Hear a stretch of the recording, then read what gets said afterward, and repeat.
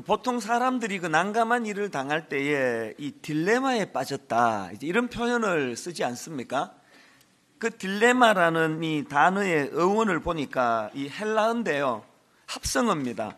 D라는 단어하고 이 레마라는 단어가 합성된 헬라어가 딜레마인데, 이 D라는 헬라어는 둘 혹은 두 번 이런 뜻을 가지고 있고요, 이 레마라는 이 단어는 제안, 명제 이런 뜻을 가지고 있습니다. 이 영어로 이 딜레마는 이 황소의 두 뿔을 비유해 가지고 이제 영어로 딜레마에 빠졌다, 이 표현을 보니까 on the horns of a dilemma, 이 뿔을 개념으로 해서 이 딜레마를 설명하는데, 그러니까 이 딜레마가 뭐냐 하니까 이 황소의 두 뿔 중에서 어느 뿔을 잡든지 간에 다른 하나에 바칠 것이기 때문에 이러지도 저러지도 못하는 상태, 이게 딜레마라는 겁니다.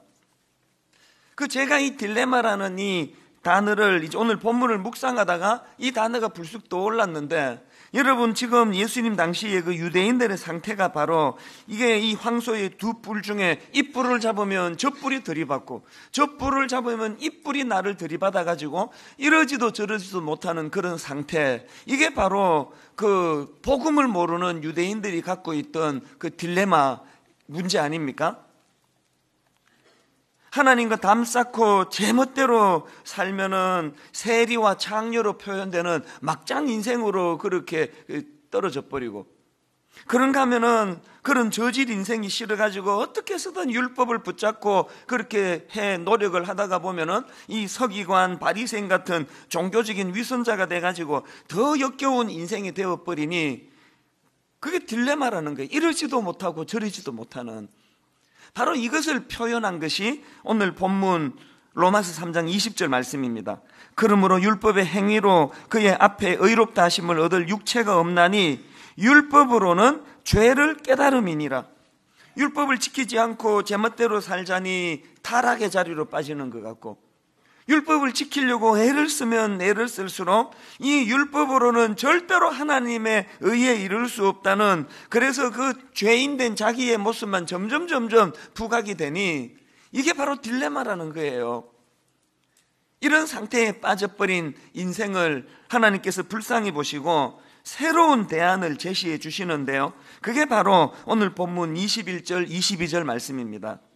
그러나 이제는 율법 외에 하나님의 한 의가 나타났으니 율법과 선지자들에게 증거를 받은 것이라 곧 예수 그리스도를 믿음으로 말미암아 모든 믿는 자에게 미치는 하나님의 의니. 이 율법이라는 늪에 빠져가지고 이러지도 저러지도 못하는, 늪에 빠진 상태로 가만히 있자니 죽을 것 같고 살아나려고 바둥거릴수록 점점 늪에 빠져나가는 그런 상태에 있는 인생을 불쌍히 보셔서 하나님께서 새로운 대안을 제시하시는데, 예수 그리스도를 믿는 믿음이라는 겁니다. 자, 그러면 여기서 지금 하나님이 주신 대안인 예수님을 믿는 믿음이 뭐냐는 겁니다. 뭘 믿는 것이 예수님을 믿는 것이냐, 바로 이 부분을 설명한 게 25절입니다. 이 예수를 하나님이 그의 피로써 믿음으로 말미암는 화목 제물로 세우셨으니. 여기 보니까 믿음이 뭐냐? 예수님께서 병 고쳐주시고 귀신 쫓아내주시고 각종 기적을 베풀어 주시고 이런저런 장애인들을 치유해 주시고 이런 거를 믿는 믿음도 필요하지만 그건 믿음의 중심이 아니라는 거예요. 뭐가 믿음이냐? 그의 피, 예수 그리스도의 피를 믿는 것이 믿음이라는 겁니다. 그래서 교회에는 이 피 이야기가 많습니다. 그의 피를 믿는 게 뭐냐? 바로 이 질문에 대하여 바울이 용어 두 가지를 가지고 그 부분을 설명을 하는데요, 속량이라는 용어가 하나고 그 다음에 화목제물이라는 용어가 또 다른 하나입니다. 이 속량이라는 용어는 24절에 나옵니다. 그리스도 예수 안에 있는 속량으로 말미암아 하나님의 은혜로 값없이 의롭다 하심을 얻은 자 되었느니라. 이 속량은 이게 성경적인 용어, 또 어떤 기독교적인 용어, 또 이게 어떤 신앙적인 용어, 영적인 용어 이런 게 아니고요, 이건 그 당시 사회에서 통용되던 용어라는 겁니다. 이 속량이라는 것은 뭐냐 하면은 그 당시에 그 노예 시장이 있지 않았습니까? 이 노예는 인간이 아니에요. 그냥 짐승하고 똑같습니다. 그래서 이제 이 노예를 내가 돈을 주고 사가지고 이제 그를 내 종으로 그렇게 부리는 그 당시 노예 시장이 있었는데요. 어떤 사람이 이제 엄청난 돈을 지불하고 그 노예를 사고는 노예 증서를 받아가지고는 그 노예가 보는 앞에서 찢어버리는 겁니다. 그리고 선언합니다. 너는 이제 이 시간부터 해방이다. 더 이상 노예가 아니다. 이게 속량이에요. 지금 바울이 어둠의 자식, 하나님과의 관계가 깨지고 하나님과 원수되고 죄악에 얽매여 있는 영적으로 죄악의 노예가 된 우리를 속량해 주셨다는 거예요. 속량해 주시는데 에베소서 1장 7절에 보니까 우리는 그리스도 안에서 그의 은혜의 풍성함을 따라 그의 피로 말미암아 속량 곧 죄사함을 받았느니라. 죄악에 빠진 우리 인생을 돈을 지불하고 건져주신 게 아니고 그분의 피, 십자가에서 그의 생명을 내어주시고 우리를 속량해 주셨다. 이걸 지금 바울이 설명하고 있는 것입니다. 그런가 하면은 화목제물이라는 용어도 마찬가지입니다. 25절을 보십시오. 이 예수를 하나님이 그의 피로써 믿음으로 말미암는 화목제물로 세우셨으니, 여기 나오는 이 화목제물이라는 것은요, 인간의 범죄로 말미암아 진노하시는 그 하나님의 진노를 거두게 하는 제사, 이게 화목제물이에요. 근데 여기 화목제물 할 때에 이 화목이라는 단어는 히브리어로 슐라밈인데요, 이 단어는 우리가 잘 아는 이 샬롬이라는 단어와 뿌리가 같은 단어예요. 그러니까 어원적으로 조화, 안녕, 평화 이런 뜻을 단어라는 겁니다. 그러니까 이 화목제물은 죄로 말미암아 깨어져 버린, 죄로 말미암아 원수되었던 하나님과 백성 사이에 그 관계를 다시 회복시키는 의식으로서의 이 제사를 화목제물이라 그러는데, 방금 읽은 25절에서 이 예수를 하나님이 그의 피로써 믿음으로 말미암는 화목제물로 세우셨으니, 예수님께서 짐승의 피가 아니고 당신을 내어주심으로 십자가에서 흘리신 피, 생명을 통해 하나님과 원수되었던 우리와의 관계를 회복시켜 주셨다, 이렇게 설명을 하고 있는 겁니다. 그래서 로마서 5장 10절에 보니까 곧 우리가 원수되었을 때에 그의 아들의 죽으심으로 말미암아 하나님과 화목하게 되었은즉, 왜 믿음의 핵심이 그의 피를 믿는 것이다 이렇게 기록하는지 아시겠죠? 저는 오늘 새벽에 이 찬양, 이 설교를 쭉 정리하다가 옛날 우리 어른들이 이 구원의 감격에 기뻐 부르는 찬양 하나가 불쑥 떠올랐습니다.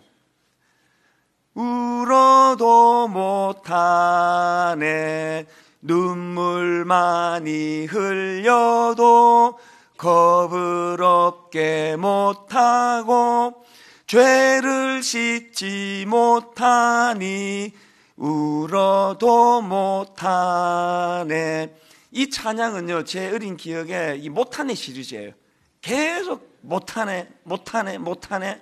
2절에도 보니까 힘써도 못하네, 말과 뜻과 행실이 깨끗하고 착해도 다시 나게 못하니 힘써도 못하네. 또 3절에 보니까 참아도 못하네, 할 수 없는 죄인이 흉한 죄에 빠져서 어찌하니 죽을까 참아도 못하네. 계속 못하네, 못하네, 못하네. 그리고 맨 마지막에 나오는 하네가 뭐냐 하니까, 되겠네가 뭐냐 하니까 믿으면 되겠네, 주 예수만 믿어서 그 은혜를 힘입고 오직 주께 나가면 영원 삶을 얻네. 어떻게 보면은 이게 동료같이 좀 유치하지 않습니까? 또 동료같이 너무 단순하지 않습니까? 그러나 여러분, 이 십자가의 도리를 그냥 머리로 아는 것이 아니라 자기 가슴으로, 자기 삶을 통해 이 십자가의 은혜와 능력을 경험하고 나면은요, 이 찬양을 부르면 눈물을 줄줄 흘리는 거예요. 저는 오늘 이 예배 가운데 논리나 이론과 머리로 이 말씀을 받아서 또 유치한 거 하나 내가 들었다, 이렇게 말씀을 그 어리석은 자들의 그 모습으로 전락시키는 그런 성도님들이 아니라, 이 단순한 것도, 진리는 원래 단순한 거예요. 사랑해, 가장 단순한 거기에 가장 큰 능력이 있는 것처럼 오늘 하나님께서 대안으로 주신 예수 그리스도 십자가에 설리신 피, 그 보혈이 오늘 우리를 구원하는 능력이 되었다는 사실을 머리로가 아니라 내 가슴으로, 내 삶으로 이것을 맛보고 경험하는 은혜의 시간이 되기를 바랍니다. 그래서 저는 오늘 이 본문 말씀을 중심으로 해가지고요, 내가 정말 성숙한 그리스도인인지 이거를 점검하는 세 가지 질문, 이 질문 세 가지를 좀 나누려고 하는데, 여러분 스스로 한번 점검해 보시기를 바랍니다. 여러분 성숙한 그리스도인이십니까? 이 질문을 드려야 돼요. 첫 번째 질문이 뭐냐? 율법을 의지하는 삶이냐? 십자가로 상징되는 은혜를 의지하는 삶이냐? 이 참 중요한 질문이에요. 24절 말씀을 잊으시면 안 됩니다. 그리스도 예수 안에 있는 속량으로 말미암아 하나님의 은혜로, 그 다음에 값없이 의롭다 하심을 얻은 자 되었느니라. 내 노력으로 얻는 구원, 율법을 추구하는 그런 신앙생활이 되면 안 됩니다. 제가 미국 집회가 있어가지고 이제 지지난주네요. 벌써 이제 인천공항을 향해 가는 그 버스를 타고 이렇게 가는데요, 뭐 온통 어쨌든 뭐 2주 뒤에 설교하든 3주 뒤에 설교하든 머릿속에는 늘 이제 이 설교에 대한 마음이 있으니까, 제가 이제 그 버스 안에서도 저는 이제 이 설교를 위한 본문을 이렇게 프린트를 해가지고 갖고 다닙니다. 어디든지 프린트를 해서 이번에 미국 갈 때도 이 프린트에서 본문을 뭐 아마 한 100번 가까이 읽었을 거예요. 계속 본문은 읽고 묵상하고 그러면서 이제 버스를 제가 탔는데요, 그래서 이제 버스 안에서 우리 교회 홈페이지를 쭉 들어왔더니, 세상이 거기에요. 제가 이제 2주 뒤에 오늘 이 하게 될 이 설교에 엑기스를 어떤 성도님이 거기에 올려주신 거예요. 게시판에다가. 제목을 보니까 로이드 존스 목사님의 마지막 설교문, 이렇게 해가지고 올려놨는데, 제가 부분적으로 발췌해서 읽어드릴게요. 기독교는 내가 무엇을 행하느냐 행하지 않느냐의 문제가 아닙니다. 기독교는 내가 다른 사람보다 얼마나 더 나으냐의 문제가 아닙니다. 기독교는 내가 이전보다 얼마나 더 변화되고 나아졌느냐의 문제도 아닙니다. 기독교는 그런 것이 절대 아닙니다. 그러므로 그 모든 것을 잊고 그리스도를 바라보십시오. 그러면 그분의 흠 없고 완전한 의가 보일 것입니다. 여러분이 그분을 믿으면 그분의 의가 여러분에게 주어지고 여러분은 그분의 의를 입게 될 것입니다. 제가 이 버스에서 이 글을 읽고 나가지고 인천공항에 내리자마자 노트북을 꺼내가지고 이 글을 제가 복사를 해서 제가 이 설교문 안에 집어넣어 놨습니다. 왜 그럴까요? 이분이 오늘 제가 하고자 하는 설교의 핵심을 지금 올려주었기 때문이에요. 복음이 뭐냐? 신앙생활이 뭐냐? 율법을 의지하는 삶. 내가 내 어떤 의를 이루어가지고 율법을 지킴으로 이루어내는 구원이 신앙이 아니고요, 자격 없는 자에게 주시는 은혜, 그분의 피, 십자가에 생명을 내어주신 그분의 보혈. 그래서 우리가 애쓸 게 하나도 없다는 거예요. 복음이라는 것은 하나님과의 관계 회복의 문제예요. 여러분, 죄가 이 땅에 왜 들어왔습니까? 하나님 의지하는 마음을 다 깨트리고 선악과를 따먹고 독립하고자 하는 그 마음에서 죄가 들어왔다면, 은혜라는 것은 십자가를 통해서 그분과의 관계가 회복되는 것을 말합니다. 그리고 그 일을 위하여 속량, 그분의 피를 대가지불로 주시고 우리를 구원해 주신 그 은혜. 그래서 여러분이 이 은혜라는 것은요, 관계 회복의 문제이고 위탁의 문제예요. 내가 바둥바둥거리는 건 복음이 아니에요. 사실 제가 30대 때도 뭐 젊은 목사 때 설교할 때 은혜 많이 제가 사실은 그 떠들었는데요, 지금 생각하면 뭘 모르고 그냥 막 했던 것 같아요. 50이 넘어가면서 이제 제가 이 은혜가 뭔지를 조금 알 것 같아요. 이게 제가 지금도 우리 교회의 그 30대 목사님들이 막 은혜 막 설교하면 내가 속으로 저거 나처럼 저거 잘 알고 하는 건지 모르고 하는지 모르겠다고 그런 생각이 들 때가 간혹 있습니다. 우리가 뭐 은혜 입으로 떠든다고 은혜의 삶을 사는 게 아니에요.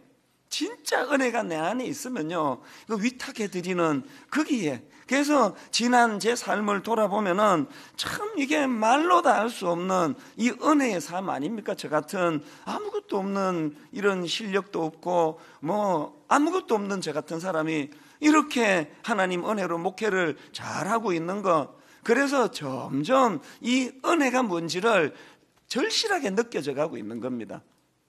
그런가 하면은 우리가 성숙한 그리스도인인가를 점검하는 두 번째 잣대가 있는데, 이 질문이 필요합니다. 나는 십자가 은혜에 대한 감격이 있는가? 여러분, 우리가 율법 걸으면서 내 행위, 내 의, 도덕성 이런 걸 추구하는 사람에게 절대로 나타나지 않는 이 은혜를 의지하는 사람에게 나타나는 감정이 있는데요, 그게 감격이에요. 은혜에 대한 감격.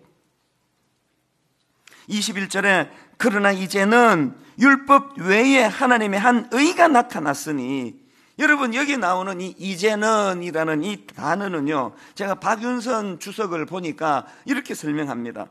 여기 나오는 이 이제는이라는 이 표현은 아주 힘있게 말하는 어투이다.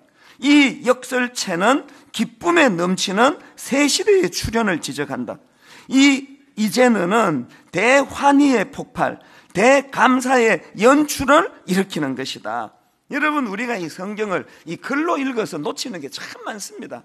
이걸 영국어로 보면은요, 이 그러나 이제는 할 때 이 말로 다 할 수 없는 이 감격, 딜레마에 빠져가지고 이 뿔을 잡으면 저 뿔이 나를 찌르고 저 뿔을 잡으면 이 뿔이 나를 찌르는, 또 늪에 빠져가지고 그 상태로 가만히 있을 수도 없고 헤어나오려고 몸부림치면 칠수록 더 깊은 늪에 빠지는 절망적인 상태에 빠진 우리를 향하여 그러나 이제는이라는 이 놀라운 은혜의 말씀을 가지고 우리를 구원해 주신 이 감격. 여러분이 신앙생활 하는데 이 감격이 없다면 이미 거기에 문제가 있다는 것을 우리가 인식해야 된다는 겁니다.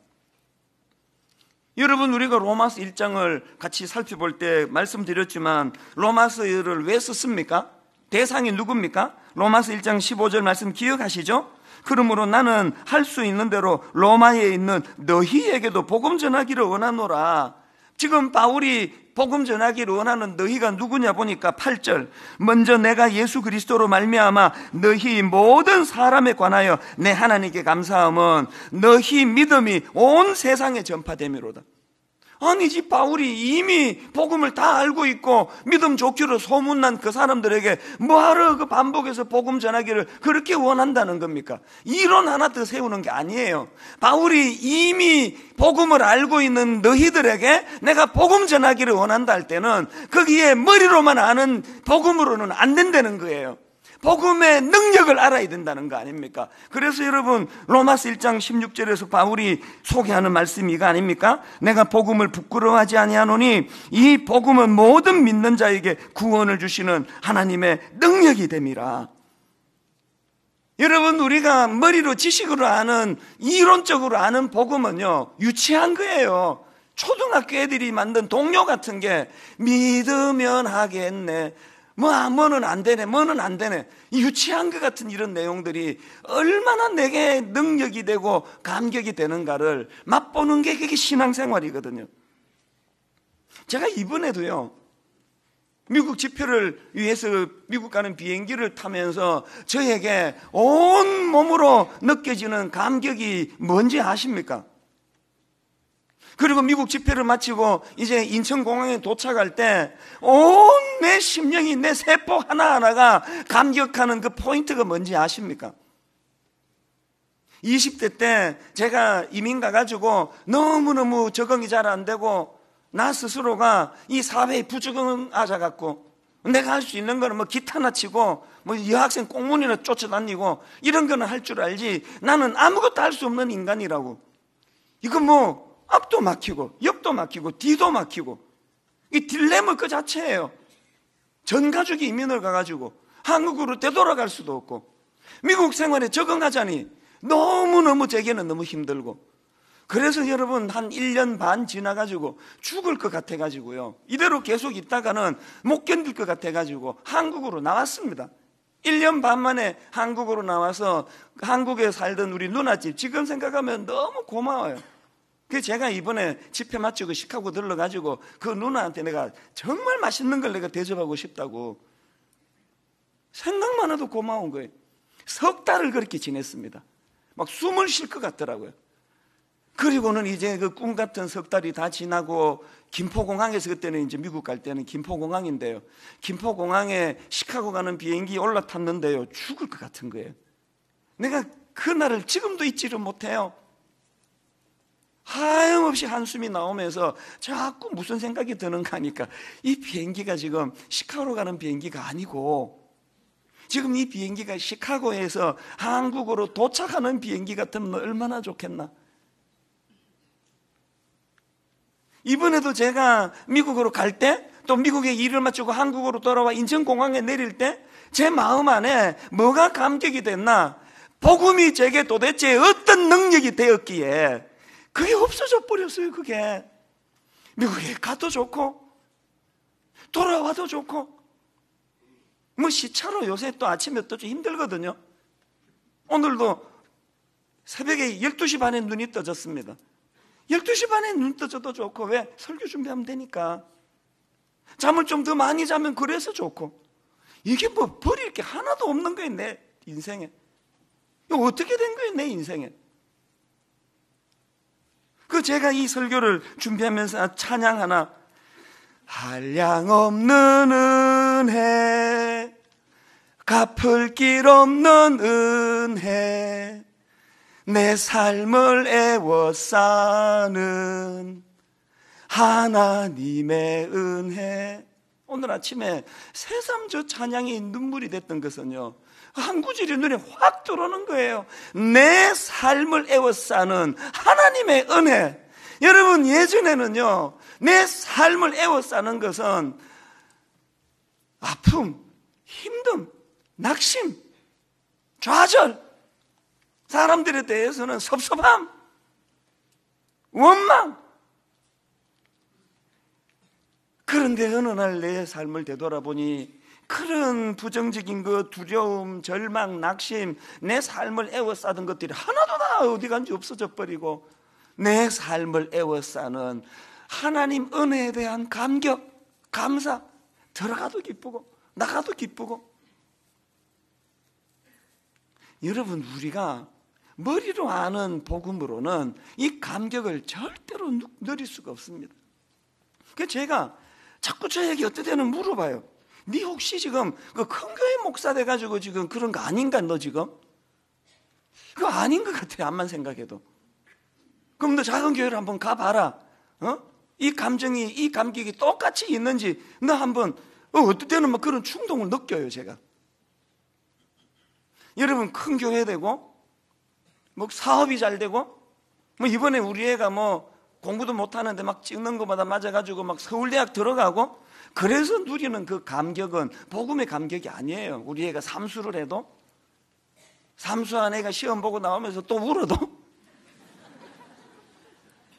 죄송해요, 이 한마디를 해가지고 억장이 무너져도, 그리고 그날 저녁에 컴퓨터를 뒤져보니까 온 수험생들이 다 억장이 무너져 그렇게 울었다는 말에 안도가 되고, 이런 것으로 오는 뭐 희비가 아니에요. 어떤 상황에서도 그 감격, 그 빼앗기지 않는 감격. 그래서 저는요, 그 사도행전 3장 6절 이 말씀은 제 목회에 늘 이 머리 양편에 있는 어떤 그림이에요. 베드로가 이르되 은과 금은 내게 없거니와 내게 있는 이것을 내게 주노니 나사렛 예수 그리스도 이름으로 일어나 걸으라 하고, 이게 복음을 선포하는 거 아닙니까? 그랬더니 두 가지가 나타나는 거예요. 바로 그 다음에 7절을 보세요. 오른손을 잡아 일으키니 발과 발목이 곧 힘을 얻고, 이건 복음의 능력을 말하는 거 아닙니까? 그 다음 8절에 보니까 뛰어서서 걸으며 그들과 함께 성전으로 들어가면서 걷기도 하고 뛰기도 하며 하나님을 찬송하니, 이건 복음의 감격 아닙니까? 우리에게 이 7절, 이 8절이 있습니까?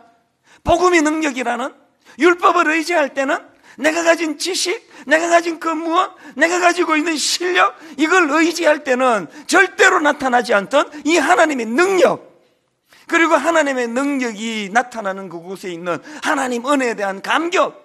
여러분, 언제 하나님 은혜가 기뻐서 걷기도 하고 뛰기도 하고 하나님을 찬송하는 이런 일이 언제적 일입니까? 바울이요, 분당 우리 교회를 아시면요, 그리고 지금 바울이 살아있다고 가정을 하면요, 로마서를 새로 쓰려고 그럴 거예요. 니들 표정이 도대체 왜 그러냐? 예수 믿는다 그러면서. 바울이 로마서를 새로 쓸 것 같아요. 왜 표정이 그러세요, 진짜? 아니, 설교가 얼마나 이게 무능하면. 여러분, 예배는 그렇게 들으시면 안 돼요. 그 감격, 그 감사. 비행기가 떠도 감사하고, 비행기가 내려도 감사하고, 애가 시험에 실패해도 근본적인 은혜에 대한 감격이 있기 때문에 아까 위탁이라 그랬잖아요. 이 아이의 진짜 아버지 되신 하나님이 오죽 알아서 그렇게 조치를 취했겠냐고. 재수가 필요하면 재수시켜 주시는 거고, 삼수가 필요하면 삼수시켜 주시는 거고, 사수는 거두어 주시기를 원합니다. 여러분, 우리가 하나님께 위탁해 드리는 자들이 안달복달하는 이 인생에 그런 게 없을 때 찾아오는 이 샬롬, 마음의 평안, 이 감격. 저는 여러분들이 여러분 이 감격을 머리가 아니라 가슴으로 맛 좀 보시기를 바랍니다. 그러면요, 저런 유치한 노래가 눈물 흘리며 부르는 찬양으로 바뀌는 거예요. 그런가 하면은 세 번째로 우리가 질문해야 될, 점검해야 될 질문이 뭐냐? 여러분, 우리가 성숙한 그리스도인지를 점검하기 위해서는 내 삶에 거룩이라는 열매가 나타나고 있는가? 26절을 보세요. 곧 이때에 자기의 의로우심을 나타내사 자기도 의로우시며 또한 예수 믿는 자를 의롭다 하려 하심이라. 베드로전서 1장 16절 기록되었으되 내가 거룩하니 너희도 거룩할지어다. 여러분, 오늘 이 본문에 나오는 또한 예수 믿는 자를 의롭다 하려 하심이라, 이건요 세상적으로 말하는 그 의가 아니에요. 신학적인 용어로 칭이 사실은 의롭지 않아요. 저는 종종 제게 그런 생각을 하고 또 질문을 하는데요, 여러분, 제가 목사 자격이 있습니까? 여러분 표정이, 그걸 나한테 물으면 어떡하냐는 표정인데요, 여러분 모르시니까 저는 알잖아요. 저는 목사 자격이 없는 사람이에요. 아니, 어떻게 제가 목사가 됩니까? 그럼 어떻게 해야 됩니까? 의롭지도 않은데 의롭다고 인정해 주시는 그 은혜에 대한 감격이 있다면 애써야 되는 거 아닙니까? 하나님의 그 성품을 닮아가려고 우리가 노력하고 애쓰면서, 그러면서 또 알아야 되는 게 뭐예요? 그 의는 내 노력으로 이루어지는 게 아니고 하나님의 선물이다. 여러분, 이 거룩, 그래서 저는 늘 말씀드립니다. 여러분, 예수 믿는 우리는요, 행복을 추구하면 안 됩니다. 제가 큰 교회 됐다고 기뻐하면 안 되는 이유가 여기 있는 거예요. 분당 우리 교회는 큰 교회를 추구하는 교회가 되면 안 되고 거룩을 추구해야 돼. 거룩. 이 교회가 몇 명 모인 걸 자랑하는 것이 아니라 이 교회는 거룩한 하나님의 백성들이 모인 교회다. 여러분의 가정이 뭐 재산이 얼마고 우리 애가 무슨 대학을 갔고 이런 걸 추구하는 가정이 되면 그건 크리스찬 가정이라 할 수 없습니다. 거룩을 추구하는 거룩. 여러분, 이 세 가지 질문을 종종 스스로에게 던지면서 하나님 앞에 점검을 하셔야 돼요. 그래서 이 세 가지 질문을 가지고 오늘도 복음이 내게 영향을 미치고 있는가? 저는요, 참 무지하고 아무것도 없는 목사지만 하나 제가 늘 하나님께 감사하는 것, 하나님의 인티머시, 이 하나님의 친밀함이 내 삶 속에서 너무너무 그분과 함께하는 이 친밀감이 제게 감격이 돼요. 이번에도요, 이제 미국에서 오면서 이제 이번 주일 설교를 계속 준비하고 묵상하고 본문을 꺼내가지고 읽고 또 비행기 안에서도 한 40-50분 읽었을 거예요. 계속 그렇게 열몇 시간을 지내다가 이제 인천공항에 딱 도착을 했습니다. 인천공항에 딱 내리자마자 제일 먼저 하는 게, 한국 사람들은 성격이 급해가지고 비행기 아직 그 이륙도 안 하는데 제일 먼저 하는 게 핸드폰 켜는 거 아닙니까? 그래서 이제 핸드폰을 이렇게 꾹 켜놔도 아직 그거 접촉도 안 되는데요. 그러고는 이제 좀 있으니까 요거 한 12-13시간 비행기를 탔는데 그 사이에 막 메일이 막 이만큼 들어와 있더라고요. 그 메일은 한 번에 확 들어오는데요, 문자는요 계속 이렇게 들어와요. 그 무슨 효과음이 있는데 이제 까먹었는데 칵칵칵칵 그러면서 막 고사에 문자가 막 계속 들어오는데요, 제가 짐 찾으려고 이제 서 있으면서 문자를 하나 그 메일을 하나하나 읽어 내려가는데 기가 막힌 메일이 하나 와 있는 거예요. 미국에서 비행기 탈 때도 안 온 메일인데 그 태평양을 건너는 사이에 메일이 하나 왔는데 이 메일이 오늘 이 설교의 결론의 내용이에요. 우리 교회 다니는 청년이 아닙니다. 이 청년이 자기를 소개하기를 어릴 때 부모님이 이혼하시고 이혼하는 과정에서 너무너무 상처를 많이 받은 거예요. 그 내용 중에 이런 내용이 있더라고요. 어린 나이에 겪지 않아도 될 일들 부모님 두 분이 서로 욕하고 때리며 싸우시는 모습, 거침없이 저를 버리겠다고 하셨던 말들, 너는 더 이상 내 자식이 아니야. 아마 어른들끼리 싸우다가 너무 서로에 대한 이 분이 많으니까 그 어린 애한테 이제 막 퍼부은 것 같아요. 이게 콱 가슴에 꽂힌 거예요. 그래서 장성했는데 그 상처가 치유가 안 되는 거예요. 이런 글도 있습니다. 사회생활을 하면 할수록 억울하고 원통하고 화가 늘었고 한 의원에 가서 화병인 약도 먹었습니다. 너무 힘들었습니다. 또 이런 대목도 있네요. 목사님, 제가 망가졌습니다. 더 이상 아무런 의미도 없고 기운도 없고 하고 싶은 것도 없으며 나는 불행할 거고 나는 사랑받지 못하고 다른 사람과 비교하게 되고 쓸모없고 세상의 모든 부정적인 단어는 다 제게 쓰여진 것 같으며, 여러분 어릴 때 치유되지 않은 상처가 이 청년을 이렇게 괴롭혔어요. 이런 내용을 제가 시간이 없어서 뭐 다 생략하고 지금 몇 개만 읽어드렸는데요, 심지어는 자살하고 싶다 그렇게 자기를 길게 묘사한 이 청년이요, 무슨 얘기를 하고 싶었나 그 다음 들어보세요. 그런데 어느 밤 앞에 그런 절망적인 자기 이 딜레마, 모든 이럴 수도 없고 저럴 수도 없는 모든 자기 생각을 한 번에 뒤집어버리는 대역전의 그런 데라는 접속사 아닙니까? 그런데 어느 밤 목사님의 설교를 들었습니다. 연애, 결혼, 삶의 이야기가 아닌 복음을 들었습니다. 복음, 십자가, 예수 그리스도, 망치로 머리를 맞은 느낌이었습니다. 얼마나 울었는지 모릅니다. 내가 스스로 해결하기 위해 들었던 관계 회복, 사랑, 연애, 이혼 가정의 심리치료, 이런 것들이 다 사라지고 오직 제 마음에 예수 그리스도라는 6글자가 제 마음에 채워지기 시작했습니다. 그 이후에 아침 저녁으로 목사님의 설교를 들으며 하루하루 나아가게 되었습니다. 정말 하나님이 나를 사랑하시고 나를 아신다는, 그리고 나를 위해 벌레만도 못한 나를 위해 아들을 보내시고 나를 위해 희생하신 피 흘리신 그리스도의 보혈의 감격으로 하루하루 기운을 내게 되었습니다.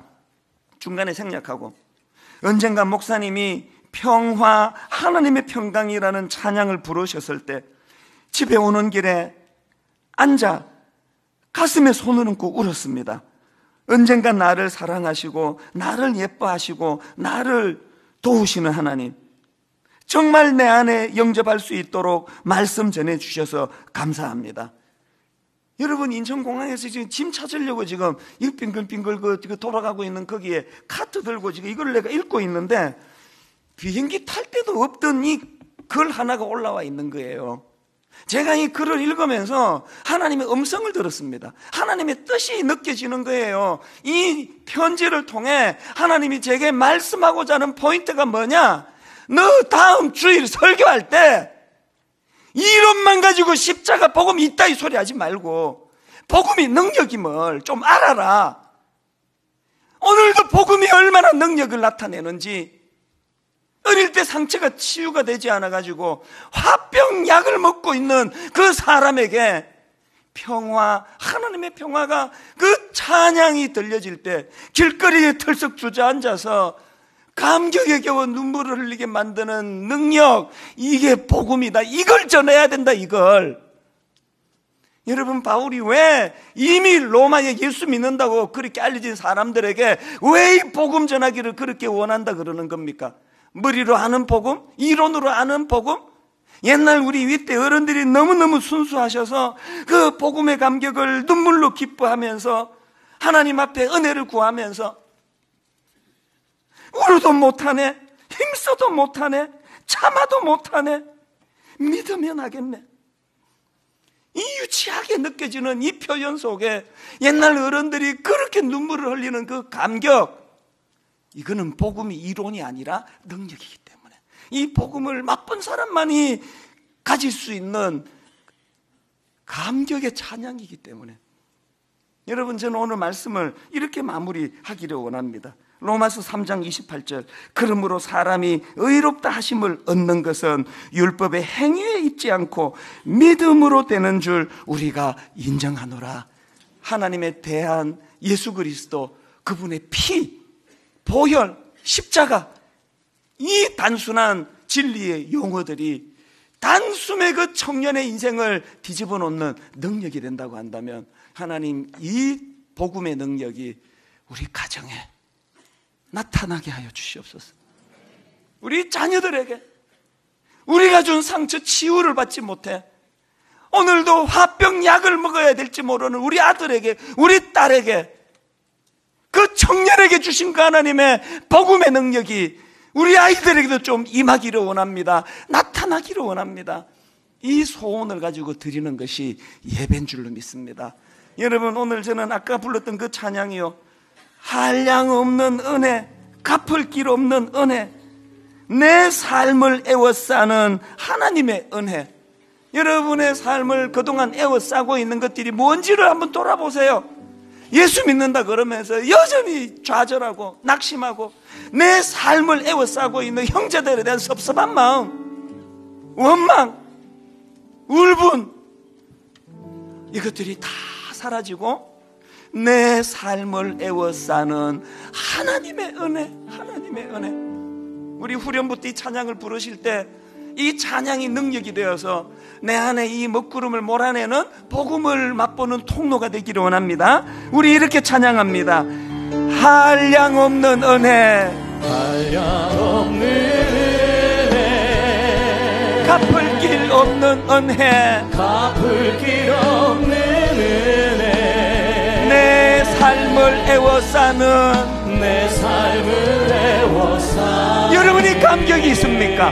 하나님의 은혜, 하나님의 은혜, 나 주저함 없이, 나 주저함 없이 그 땅을 밟음도, 그 땅을 밟음도 나를 붙드시는 하나님의 은혜, 하나님의 은혜, 나를 지으신 이가 하나님, 나를 지으신 이가 하나님, 나를 부르신 이가 하나님. 여러분 인생에 이 확신이 있습니까? 나를 보내신 이도 하나님.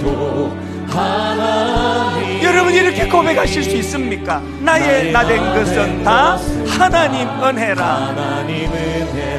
이 은혜를 가지고 살아가니 나의 달려갈 길 다가도록, 나의 마지막 호흡 다하도록, 나로 그 십자가 품게 하시니 나의 나 된 것은 다 하나님 은혜라.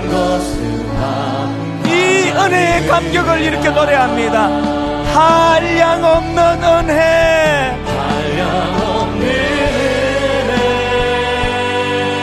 갚을 길 없는 은혜, 내 삶을 애워싸는 하나님의 은혜, 하나님의 은혜, 나 주저함 없이 그 땅을 밟음도 율법이 아닙니다. 은혜입니다. 나 나를 붙드시는 하나님의 은혜, 하나님의 은혜. 여러분 힘을 내셔서 다 자리에서 일어나셔서 한량없는 은혜,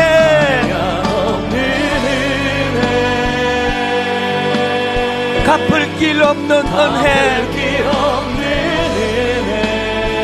무엇이 여러분의 삶을 애워쌉니까? 내 삶을 애워싸는 하나님의 은혜. 나 주저함 없이 그 땅을 밟음도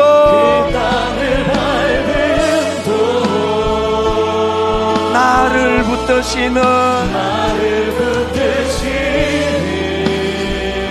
하나님의 은혜, 하나님의 은혜. 오늘은 같이 기도하실 때 하나님, 저 안에 그 감격이 없습니다. 이렇게 오래 교회를 다니는데 여전히 나를 애워싸고 있는 것은 치유받지 못한 상처, 여전히 나를 애워싸고 있는 것은 율법을 지키는 자들이 갖고 있는 남을 비판하고 정죄하는 태도, 여전히 나를 애워싸고 있는 것은 하다가 안 돼서 점점 딜레마에 빠져있는 초라한 우리의 모습. 하나님, 이제 이것들이 다 사라지고 은혜가 나를 애워싸기를 원합니다. 은혜가 나의 인생을 애워싸기를 원합니다. 이 소원을 가지고 우리 통성으로 같이 기도하시는데 은혜를 구하며 같이 기도하시겠습니다. 살아계신 하나님 아버지, 한량없는 은혜, 갚을 길 없는 은혜, 자격 없는 자에게 주시는 그 하나님의 은혜를 우리가 구합니다. 하나님 아버지, 은혜 주시옵소서. 하나님 아버지, 십자가의 감격이 우리 삶 가운데 가득 메워져 나의 나 된 것이 주님의 은혜밖에 없습니다. 은혜로 이 은혜가 아니고는 은혜 없이는 우리가 바르게 살 수가 없습니다. 이 은혜가 아니고는 우리가 살아갈 수가 없습니다. 하나님, 주님 없이 살 수 없습니다. 주 없이는 살 수 없습니다. 율법이 아닌 하나님 없이 은혜를 이런 땅을 받들다 아무런 근거가 없는 그런 전적으로 타락한 존재였지만 사모하며 갈망하는 신앙인 되기를 원합니다. 하나님께서 안아주시고 아버지, 은혜를 갈망하는 자들이 모이는 은혜의 감격이 회복되기를 원합니다. 하나님 거룩을 궁극한 거룩을 추구하며 살아가기를 원합니다. 먼저 우리 가정 가운데 우리 자녀와 또 우리 남편과 아내 가운데 하나님 아버지 은혜가 흘러가게 하여 주시옵소서. 믿음의 가정들이 온전히 세워지게 하여 주시고 이 교회 안에 십자가의 영광이 일어날 수 있도록 도와주시고 아버지 하나님 아버지, 서로가 서로를 바라볼 때마다 그대로 미치지 않는 일만 달란트 깜받는 자의 마음을 가지고 아버지 하나님 살아갈 수 있도록 은혜 도와주시옵소서.